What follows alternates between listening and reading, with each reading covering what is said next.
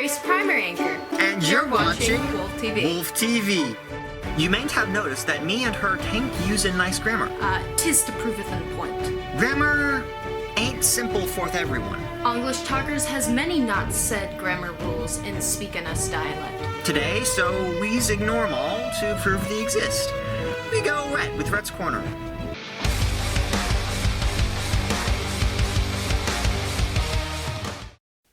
Welcome to Rhett's Corner. This week, we're going to be doing a Rhett's Corner speedrun so that I can get it into Milo on time so he won't be mad at me. Has the intro already rolled?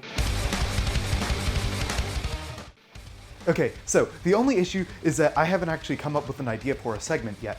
You know the clock has already started, right?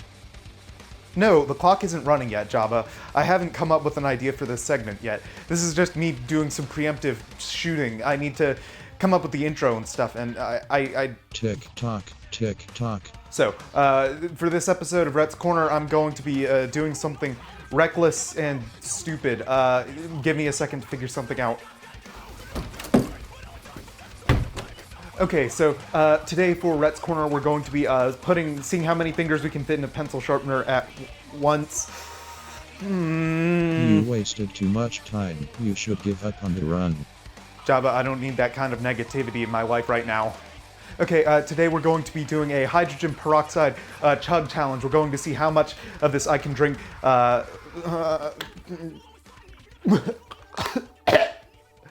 that was bad. It's okay to fail. Failure is a part of life. Practice your speedrun strats and try again next week.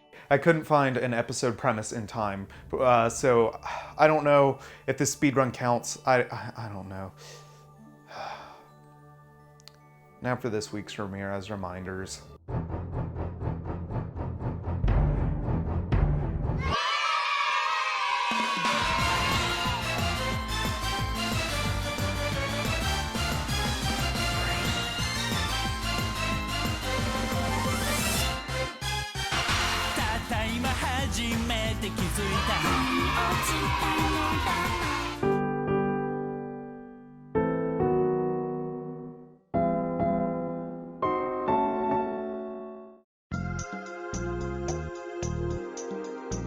Are you an independent thinker? Do you stand up for what you believe in? Are you looking to do something in your community? Do you want to make a difference? If you answer yes to any of these questions, come follow me as we explore ADAPT. What is ADAPT? It stands for the Alcohol Drug Abuse Prevention Team. It is a youth-led, adult-supported group in Orange County schools. We started at Orange High about 10 years ago and have been going strong since then. Now, we are expanding. Well, when I first was exposed to ADAPT, I saw an issue with some of the kids at my school abusing drugs and alcohol. Not just only, within my age group, but within my family and in the community also. They didn't really see how it affected their health, and they didn't have accurate information on how to get out of a bad situation or how to deal with that. So when I saw ADAPT, I was like, okay. I know kids my age are more likely to listen to their peers, so I figured if I could be part of the effort to help them, that'd be great. So I thought it would be a good fit for me. If you want to be involved, learn new things, get presentation and leadership experiences, or just be a part of a rad group doing different things for a better community and have your voice heard, interest meetings are being planned for May. Join ADAPT. Hola a todos, my name is Annika and this is our Spanish Club advertisement. In person, we'll learn to dance bachata style, color skulls during Dia de los Muertos, watch movies, and most importantly, enjoy some Hispanic holidays with food. Hopefully we'll be able to do all that in person next year, but for now, here's an experience from a new member from this year. We're also planning on an end-of-year celebration. Hopefully you'll see it in the Cedar Ridge Weekly. That's all for now. Hope to see you next year. Members! Top 10 Bentley Coupe. You can't catch me. April showers bring May flowers.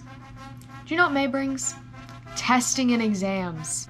But I'm not here to bog down y'all's time with talks of testing and exams related to school. I want to talk about the Impossible Quiz. Now, for those of you who don't know, the Impossible Quiz was released in 2007 and originally came out on Newgrounds. It's a quiz where you have 3 lives and you have to complete 110 questions.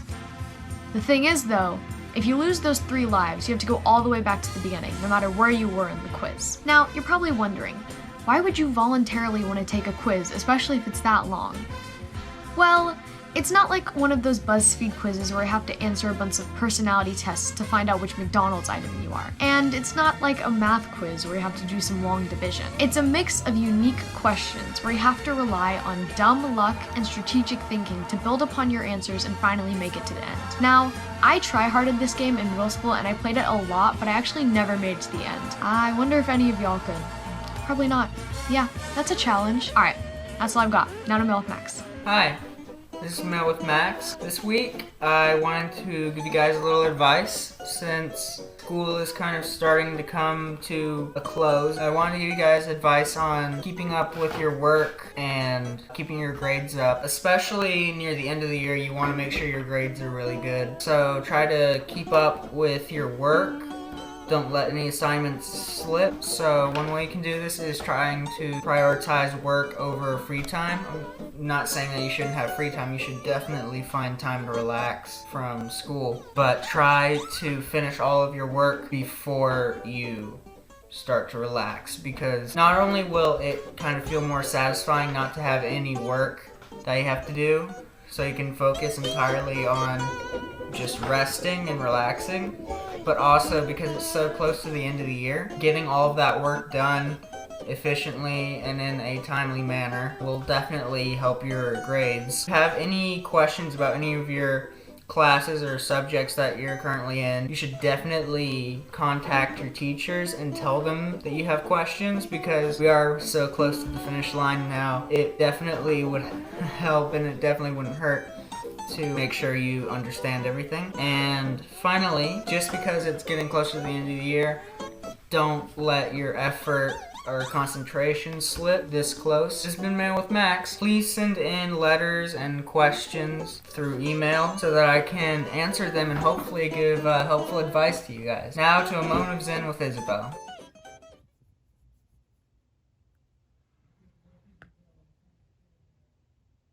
Hello friend, it's Isabel. Today I'm going to give you my top 3 books for some spring reading or summer reading. Throughout the pandemic, I got back into reading and I realized how amazing sitting down with a book and not worrying about your phone or anything can be. So without further ado, here are my top 3 books.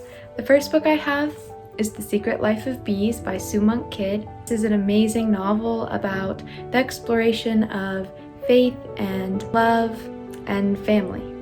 Next I have Life of Pi. This is a classic, but if you haven't read it, you need to read it. This is again a book really about questioning the meaning of life and also how much control we have in our life. And the third book is Homegoing by Yaa Gyasi. That's an amazing novel with every chapter being a different perspective of the family tree of 2 sisters from Ghana who are separated during the slave trade. I hope you enjoyed that quick little moment of Zen giving you my top 3 book picks. Segments think. Hope y'all learned use lessons. It tain't easy using to rules unspoken in grammar you're not familiar with. Okay, Grace, I think they have gotten the point now. Can we please stop torturing ourselves and other people, please? Yeah, I was getting pretty tired of that too. Words of advice to everyone watching.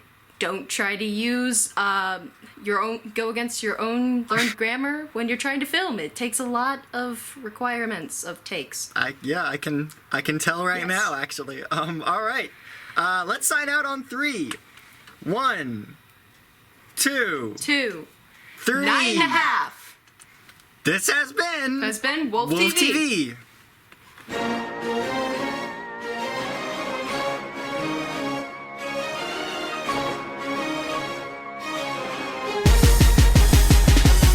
Now this little thing that makes Espanol confusing for a high school Spanish speaker, it's not at all amusing. Of course I'm talking about porn par using